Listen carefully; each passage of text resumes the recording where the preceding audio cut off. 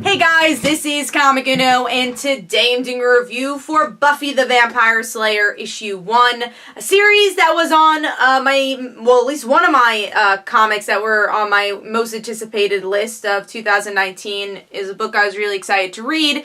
Very big Buffy fan, and honestly I have not been able to read the Buffy comics because it felt if you missed an issue, you kind of missed it all, and I didn't start the Buffy comic from the beginning, and I just kind of felt lost, and I think it kind of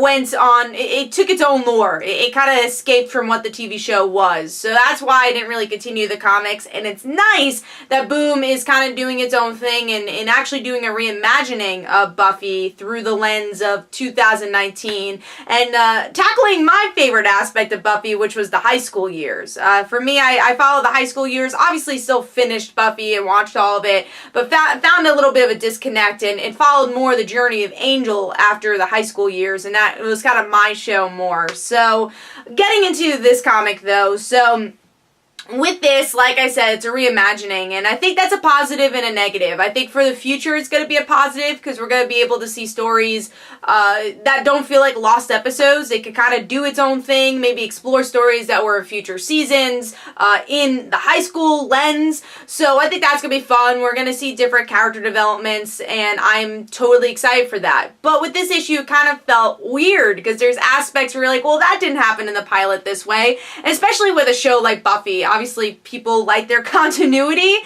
so it was strange to kind of read that, and that took me out of sorts a bit. I also felt like the issue was a bit jumpy. It was trying to tackle a lot of things at once, and, you know, try and be new reader friendly, but at the same time, if you've never read Buffy before, I think it was so jumpy you wouldn't be able to get into the characters as much. Like, I don't think you know who Xander and Willow is after this. You probably know who Buffy is, but it tries to be new reader friendly, but then at the same time, again, it's not. So, but things I really liked about this was, first of all, Dan More's artwork. I love the movements Buffy made. It felt very unique, but also felt like I was watching the show. I felt like Sarah Michelle Gellar were making, you know, those movements. So I really liked how kinetic this comic was. And one thing that Dan Morris has done a really great job with in Power Rangers and continues to do here is that it feels like teenagers. I really like the facial expressions here, the outfits, so that's something I really enjoyed.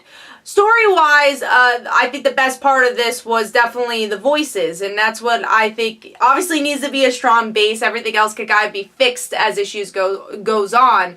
So, I love Buffy's voice. I've heard Willow, I heard Xander, I heard Giles, and I think that was really important. And there's definitely some interesting cliffhangers here, too. We get to see some characters I didn't expect to see, like Anya. You know, Anya is a character from the later kind of middle seasons of Buffy. It was like the last high school season we first got to see Anya, so now we're seeing her. So I'm excited to kind of see that and how that affects our characters, because this is such a character-driven narrative. So what happens when journeys have changed? Like, how does that change our characters? So I think this book has a lot of potential. Again, I think it takes a while to get used to this new continuity, but I'm interested to see where it goes, and I definitely got enough for an issue 2. So overall, I'm going to give this one 3.5 stars. Hopefully you guys enjoyed. This is Comic Uno.